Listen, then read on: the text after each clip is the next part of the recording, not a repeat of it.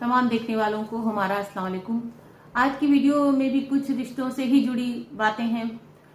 जिनको अगर जो समझदार हैं, जो समझते हैं रिश्तों को या किसी की तकलीफ को समझते हैं और किसी की परेशानी को भी समझते हैं, उनके लिए ये बहुत अहम वीडियो है। और जो लोग नहीं समझते उनके लिए तो हर चीज एक नॉर्मल होती है कि ऐसा हो गया तो क्या हुआ,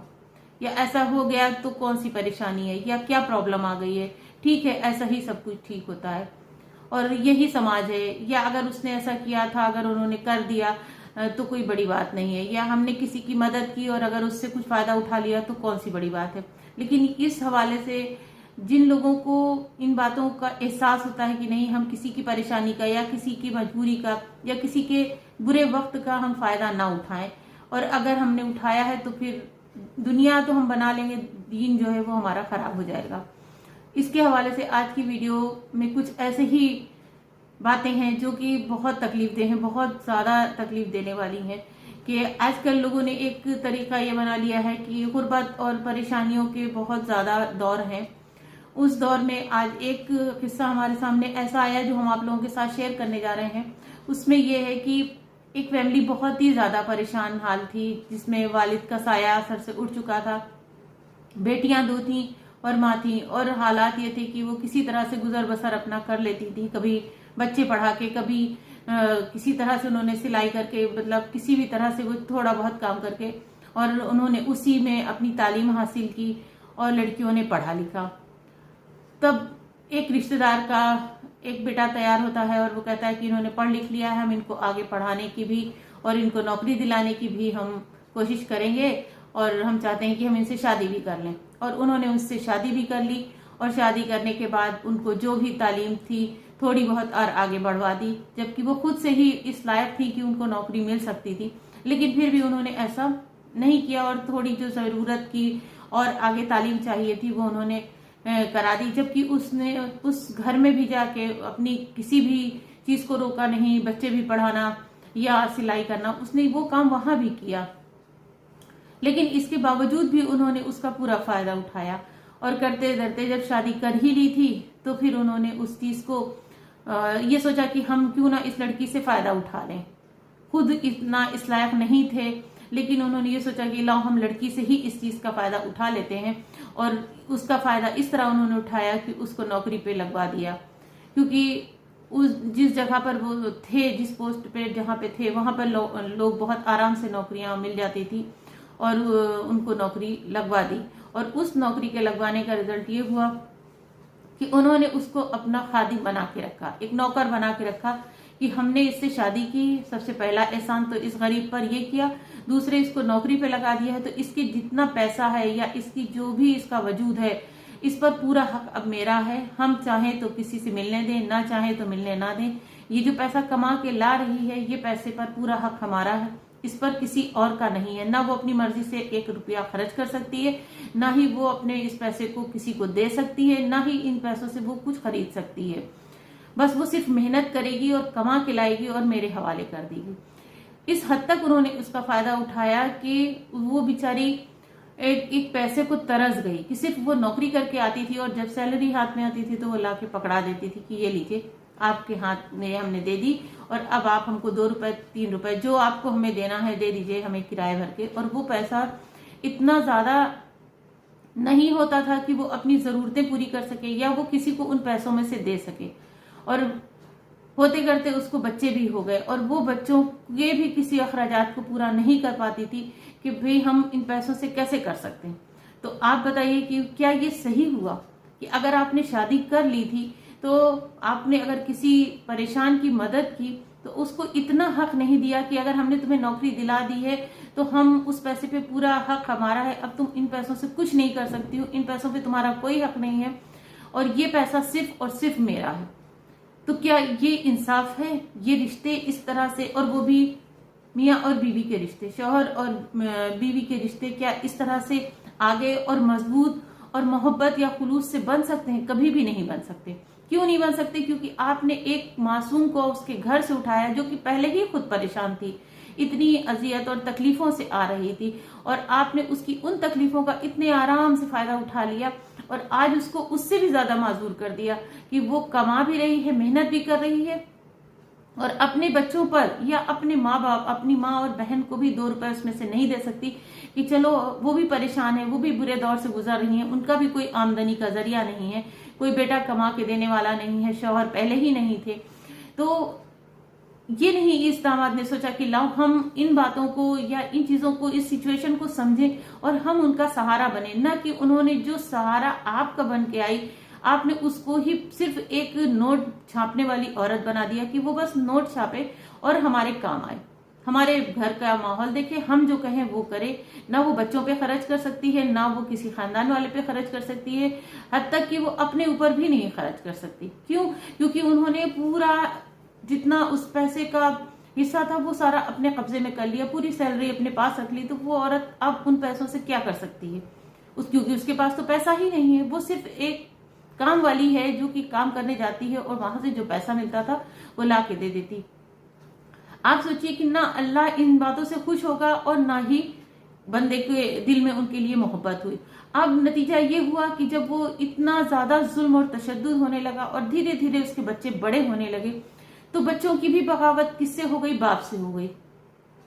बच्चे भी बाप के खिलाफ हो गए और उनको लगा कि मेरी माँ तो इतना मेहनत करती है, इतना कमाती है, इतना पैसा कमा के लाती है, इनको तनख्वाह कम मिलती है, उनकी सैलरी ज्यादा हो रही है, लेकिन उसके बावजूद भी मेरी माँ की कदर नहीं है, मेरी माँ की वैल्यू नहीं है, बुरा बर्ताव है, ना उनको किसी बात को कहने में तकल्लुफ है, ना किसी बात को शेयर करने में तकल्लुफ है, ना उनको किसी के सामने भी कुछ भी बोल देने में कोई लिहाज और अदब था कि ये भी हमारी बीवी है, ये हमारे लिए जानदार है। उन्होंने एक जानवरों जैसा बर्ताव उसके साथ किया और कभी भी उसको खुश ना रहने दिया और ना ही खुश उसको जीने दिया कि तुम कहीं सुकून से जा सकती हो, ना आ सकती हो, जहां हमारी मर्जी होगी तुम वहीं जाओगी, जहां हम कहेंगे तुम वहीं जाओगी, या तुम्हें अपनी मर्जी से जीने का कोई हक नहीं है। तो क्या इस तरह के जो रिश्ते होते हैं ये हमने अच्छे किए या हमने किसी माहौल को अच्छा बनाया? बल्कि हमने तो उस माहौल को एक इतनी बड़ी नसीहत दे दी कि हम ऐसा करने से पहले सोचेंगे कि अगर ऐसा कुछ हो रहा है तो हम कभी भी अपनी बेटियों को नहीं ब्याहेंगे ऐसे इंसान के साथ जो कि इस तरह की हरकतें रखता हो। क्योंकि पहले तो कुछ पता नहीं चलता, लेकिन अगर आपके आसपास या आपके खानदान में या आपके घरों में कोई भी ऐसा माहौल होता तो बिल्कुल आप इन चीजों के लिए तैयार रहें और बिल्कुल भी ज्यादा वक्त उस इंसान के साथ, उस औरत को ना रहने दें। ये बिल्कुल फिक्र मत करें कि ये रिश्ता खत्म हो जाएगा तो लोग क्या कहेंगे, बच्चे कैसे पलेंगे। वो जो भी होता है वो थोड़े वक्तों के लिए सारी परेशानियां आती हैं, लेकिन एक टाइम के बाद आपकी जिंदगी अच्छी और पुरसुकून और खुशगवार हो जाती है। उस जुल्म और सितम से, उन परेशानियों से आपको निजात मिल जाती है और आप एक अच्छी पुरसुकून जिंदगी खुद भी जीते हैं और अपने बच्चों को भी एक अच्छा एटमॉस्फेयर दे पाते हैं। उसका जो रिजल्ट होता है, ना बच्चे खुश हो पाते हैं, ना बच्चों के अंदर एक उमंग होती है, ना उनके अंदर किसी को लेकर इतनी अच्छी फीलिंग होती है। जब बच्चे बाप के ही अगेंस्ट हो गए और खिलाफ इस हद तक हो गए कि उनकी किसी तकलीफ में वो खड़े होने को तैयार नहीं, और माँ बाप चाहे जितना भी बार बार कहे, लेकिन कहीं ना कहीं बच्चों को ये तकलीफ इतनी ज्यादा हो जाती है कि वो आमने सामने का मुकाबला हो जाता है। और जब वो मुकाबला आमने सामने हो तो बच्चों के लिए दोज़ख भी तैयार हो रही है, बच्चों के लिए माहौल भी अच्छा नहीं है, वो अपनी जिंदगी भी पुरसुकून नहीं जी पाते, क्योंकि एक इंसान के गलत फैसले से, एक इंसान के गलत रवैये से पूरी फैमिली आपकी डिस्टर्ब होती है और इतनी ज्यादा डिस्टर्ब हो जाती है कि फिर वहां पर किसी को किसी के साथ कोई मोहब्बत वाली फीलिंग नहीं होती कि लाओ हम इनके साथ मोहब्बत का रिश्ता रखें, ये बाप है, ये वालिद हैं, इनके साथ हमको अच्छा रहना चाहिए या हमको इनकी बात को समझना चाहिए या हम इनके साथ खड़े हों। जहां पर आपने माँ के साथ इतना जुल्म और तशद्दुद कर दिया, माँ के साथ अगर आप किसी भी जगह आप देख लें, अगर माँ के साथ कुछ भी बाप बुरा करता है या उसके साथ उसका रवैया अच्छा नहीं होता, एक टाइम के बाद औलाद बागी हो जाती है और औलाद हमेशा माँ के साइड खड़ी हो जाती है और बाप जो होता है वो फिर अकेला पड़ जाता है और इंसान हमेशा ना जवान रह सकता है और ना हमेशा तंदुरुस्त रह सकता है। इंसान की बीमारी आजारी, तकलीफ और जवानी और बुढ़ापा, ये सारी चीजें जिंदगी के साथ जुड़ी हैं। तो जब आपने अच्छा पहले नहीं किया है तो हम आज आपके साथ कैसे उम्मीद कर सकते हैं कि अच्छा होगा। तो कभी भी आप ये मत सोचें कि अगर हम अपनी बीवी को तकलीफ दे रहे हैं या हम बीवी के साथ बुरा बर्ताव कर रहे हैं और मेरी औलाद मेरे साथ बहुत अच्छा करेगी, ये नहीं हो सकता, ये बिल्कुल भी नहीं हो सकता, क्योंकि ये कुदरती नियम है। और अल्लाह की तरफ से भी ये है कि जब माँ परेशान होती है तो फिर कभी भी औलाद पुरसुकून नहीं होती, ना वो अच्छे माहौल में जीती है, ना उसका मिजाज अच्छा होता है, ना उसकी सोच अच्छी होती है, ना ही उसके आसपास का माहौल पुरसुकून होता है, और ना ही वो कहीं पे ज्यादा जाके कामयाब हो पाती है, क्योंकि उसने हर वक्त घर में लड़ाई झगड़ा और घर के बुरे माहौल को देखा है, लड़ना झगड़ना देखा है, बाप का जुल्म सितम देखा है, माँ को रोते देखा है, माँ की परेशानियां देखी, एक एक पैसे को तरसना देखा है, माँ को हर चीज के लिए परेशान देखा है। तो जब औलाद इस हद तक देख लेती है माँ को कि माँ इतनी परेशानियों से निकल कर आई और हम लोगों को पाला है, तो एक टाइम आता है कि बच्चे माँ को फिर भी संभाल ले जाते हैं, लेकिन बाप को फिर वो अच्छी निगाह से नहीं देखते। अगर वो बहुत ही लायक औलाद होती है जो फिर भी थोड़ा बहुत सब्र कर लेती है कि चलो ठीक है, अब तो इन्होंने जो किया, लेकिन अब इनका बुढ़ापा है, हम कर दें, वो उसकी समझदारी है, वो उसकी तरबियत है, लेकिन एक दिल से जो मोहब्बत की फीलिंग आती है वो बिल्कुल नहीं आती, क्योंकि इतना ज्यादा बच्चों ने बुरा देख लिया होता है और उनके साथ उनका इतना गंदा माहौल देख लिया होता है कि मेरे बाप ने कभी मेरी माँ को इंसान समझा ही नहीं, और मेरी माँ को हमेशा तकलीफ दी, उनको एक एक चीज के लिए तरसा दिया, जाने से, आने से, मिलने से, रिश्ते नातों से, हर चीज से, और सिर्फ उनके साथ हर वक्त एक माहौल, एक मूड है कि उनको जलील करना, उनको परेशान करना, उनको अपने हिसाब से न जीने देना, उनकी हर बात को बुरे से बुरा कहना। ये जो हालात होते हैं ये एक दिन के नहीं होते, ये एक लंबा टाइम होता है, और जब बच्चे इस टाइम को देख लेते हैं और इन्हीं हालातों में, इन्हीं सिचुएशन में जब वो बड़े होते हैं, तो वो फिर उनके साथ अच्छा बर्ताव नहीं करते, और वो बच्चे भी अपने आने वाली जिंदगी को सुकून से चला नहीं पाते, क्योंकि उन्होंने जो देखा होता है या तो वो उससे बहुत कुछ सीख लेते हैं और या तो उससे वो बहुत कुछ बर्बाद हो जाते हैं। और बर्बाद होने का नतीजा ये होता है कि उन बच्चों की जो अपनी शादीशुदा लाइफ होती है वो भी बहुत ज्यादा बेसुकूनी की होती है, बिल्कुल बेचैन होती है। उनको कभी भी ये नहीं लगता कि नहीं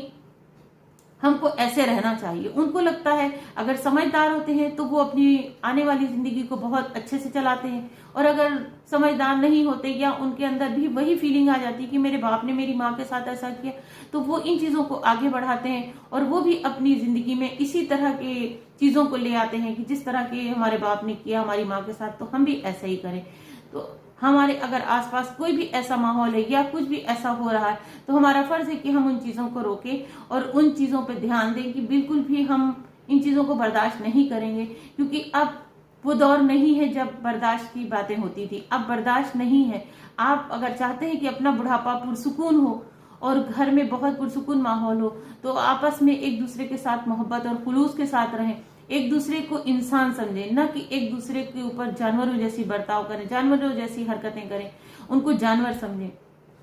जब आप अच्छे से रहेंगे तो जो बच्चे देखेंगे वही आगे बढ़ाएंगे, और जब आपने उन चीजों को इतना गंदा कर दिया है, इतना ज्यादा बुरा कर दिया है, तो बच्चे उससे अच्छा नहीं सीखते, उससे बुरा ही सीखते हैं। और जब ये चीजें इतनी हद तक बढ़ जाती हैं तो जाहिर है कि वो माहौल खराब होने के अलावा कुछ नहीं होता, और जब हम एक दूसरे के लिए खड़े नहीं होंगे तो कोई किसी के लिए नहीं खड़ा होता। जिस तरह से उस औरत की ये कहानी सुन के बहुत तकलीफ देने वाली है कि वो औरत एक एक पैसे को तरस गई, एक एक चीज को तरस गई, और बड़े होकर जब एक उम्र होती है फैशन करने की, सजने संवरने की या कोई चीज खरीदने की, वो टाइम आपने निकाल दिया, और जब बच्चे बड़े हुए तब उन्होंने कहा कि नहीं मेरी माँ का पैसा मेरी माँ का पैसा है, और वो पैसा उन्होंने उनके हवाले किया और कहा कि आपको जैसी मर्जी आप वो करें। लेकिन वक्त बहुत ज्यादा आगे निकल चुका होता है, फिर आप ये चाहें कि अब हम फिर से उसी तरह जवानी के दिनों में पहुंच जाएं और उसी तरह से हम तैयारी करें या उस तरह के दिल में जोश और उमंग रखें, तो ये नहीं हो पाता। वो यादें इतनी बुरी होती हैं कि फिर इंसान बुझ चुका होता है और फिर उसके अंदर उन जोशों का पैदा होना बहुत मुश्किल होता है। और जब ये चीजें नहीं होती तो कहीं ना कहीं हम रिश्तों से इतना ज्यादा थक चुके होते हैं और रिश्तों से इतनी बेजारी हो जाती है कि कभी उनकी तरफ दिल राग़िब नहीं होता और उनकी तरफ मोहब्बत के लिए नहीं बढ़ता, न कि उस इंसान से दुश्मनी की तरह हो जाता है कि ये इंसान मेरा सबसे बड़ा दुश्मन है, जिसने मेरी किसी चीज की परवाह नहीं की, जिसने मुझे हमेशा तकलीफों में रखा। उम्मीद है आपको हमारी ये वीडियो जरूर पसंद आई होगी। अगर आपके आसपास कोई ऐसा है, आपके खानदान में कोई ऐसा है या कोई भी ऐसा आपके घर में है, तो आप प्लीज उसको समझाएं और उसको समझा के और बुझा के किसी तरह से उसको राह रास्त पर ले आए कि वो अपने घर में एक सुकून का माहौल रखे, न कि इस तरह से औरत को जानवर बना के रखे जिससे कि पूरे घर का माहौल खराब हो, रिश्तों का माहौल खराब हो और ये सोचें कि बच्चे अपनी जगह चले जाते हैं, फिर आखिर में दो ही लोग बचते हैं। जब ये दोनों एक दूसरे के दुश्मन होंगे और एक दूसरे के साथ इस हद तक नफरत के जाल में बिछे होंगे तो कोई किसी को बिल्कुल भी नहीं पूछेगा और ना ही किसी के लिए खड़ा होगा। तो उम्मीद है आपको हमारी बात जरूर समझ में आई होगी। तो इस वीडियो को जरूर शेयर करें और लाइक करें, सब्सक्राइब करना बिल्कुल ना भूलें, जिससे कि हम आपको एक नई वीडियो के साथ फिर हाजिर होते हैं। अल्लाह हाफिज।